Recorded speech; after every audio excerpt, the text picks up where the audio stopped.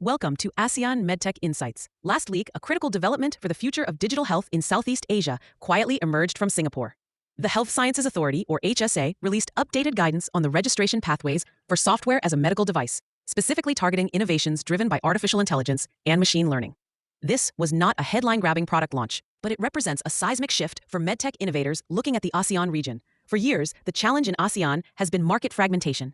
A device approved in Malaysia is not automatically approved in Thailand or Vietnam, forcing companies into costly country-by-country registration cycles. Singapore's HSA, however, is a highly respected reference authority. This new guidance provides a much clearer, more predictable framework for approving complex AI-driven diagnostic and therapeutic software. The core of the update focuses on clarifying requirements for technical documentation, clinical evidence, and post-market surveillance for adaptive AI algorithms. This move signals a significant maturation of the regulatory environment. It shows that leading authorities are no longer just evaluating static software, but are creating frameworks for software that learns and evolves. Consider a startup with an AI-powered tool that analyzes radiological images to detect early-stage cancer. Previously, the ambiguity around how to present their clinical validation and manage algorithm changes post-launch was a major barrier.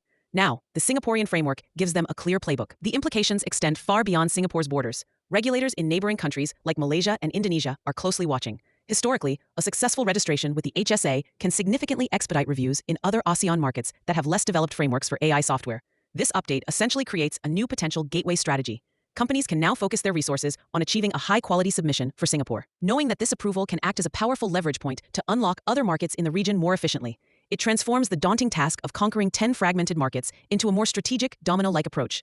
Navigating these nuanced regulatory updates is key to unlocking the full potential of the ASEAN market. If you are developing an AI-driven medical device and want to understand how this change can accelerate your market entry, you can email or visit Pure Global.